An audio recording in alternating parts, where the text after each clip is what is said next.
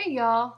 Um, just real quick, I was thinking about, or I wasn't thinking, but if there's anything that I have learned from this whole foot thing and, everything I've been going through with the surgery and all, I have realized that, like, when I am, um, well, I just have to tell you.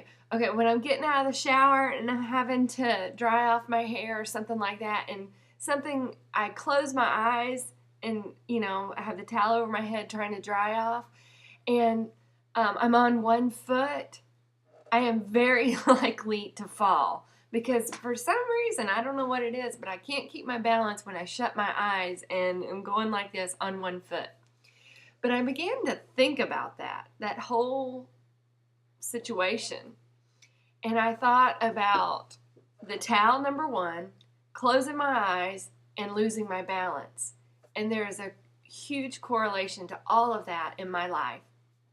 You see, ministry is tough. It is hard. It's hard on my family. It is rewarding. It is peaceful. It is what I know I am supposed to do.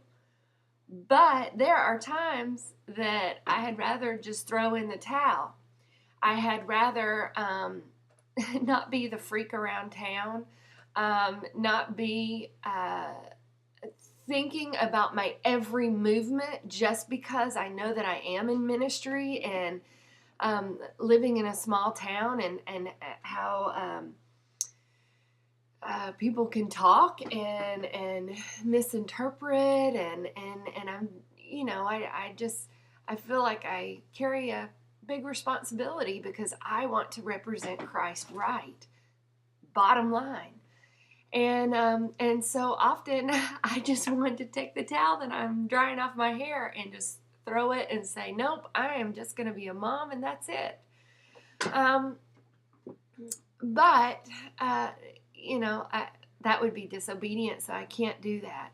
So I was thinking about what happens when I get that way. What happens when I succumb to that attitude? I give in to the pressure of those thoughts.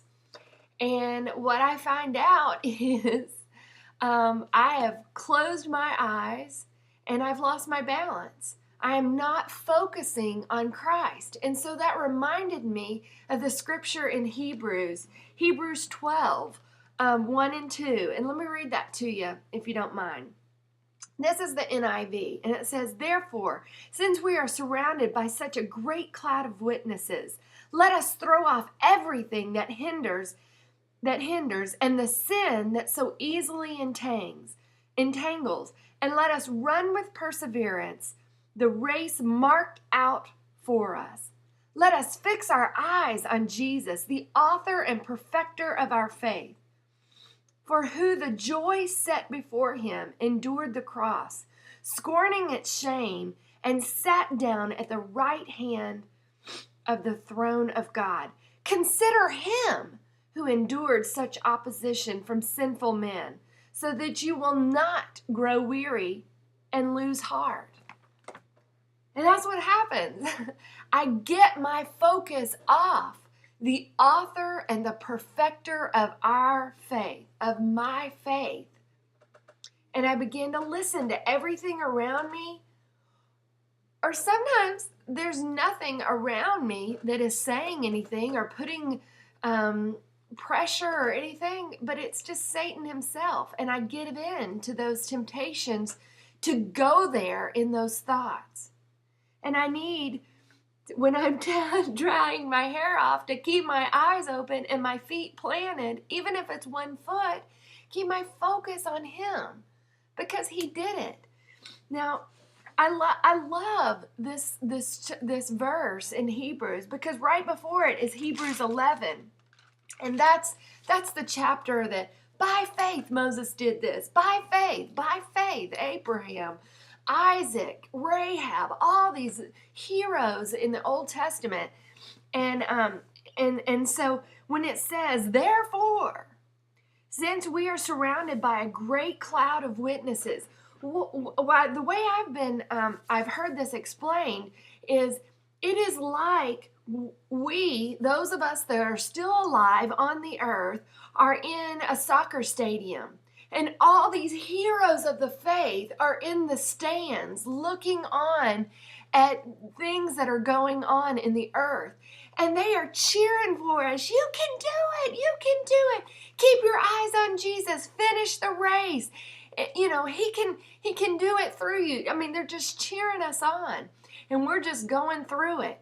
And if we lose our focus and if we don't keep our eyes on him, well, we get frustrated. We want to throw in the towel. We want to quit. We want to go to the locker room and say, I'm done. And y'all, we can't do that. Lee Gray, you cannot do that. You have a calling, and we got to live that out. I wanted, not too often do I go to the Message, the scripture, the Bible that's translated, and they call it the Message. It's not translated. I think it's I forget what the word is, but it's not a direct, whoa, I blacked out. It's not a direct translation. It's an interpretation, I think. I don't know. So one of you know. Just tell me what it is. But listen to this, the way it is said in the Message, the same scripture, and let it empower you.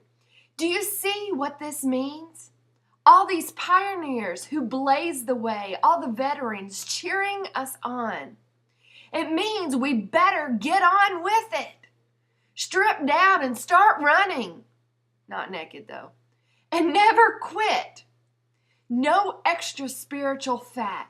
No parasitic sins. Keep your eyes on Jesus, who both began and finished this race we're in. Study how he did it. That's the scripture. Because he never lost sight of where he was headed. That exhilarating finish in and with God. He could put up with anything along the way.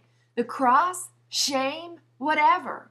And now he's there in the place of honor, right alongside God. I love this part. When you find yourself flagging in the faith, in your faith, go over that story again, item by item.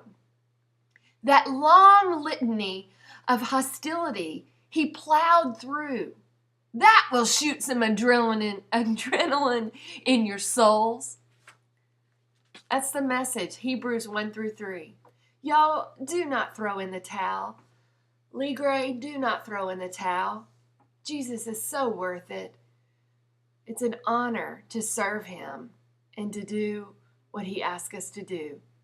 Let's run this race. Let's keep our eyes on him. I'll talk to y'all later. Bye.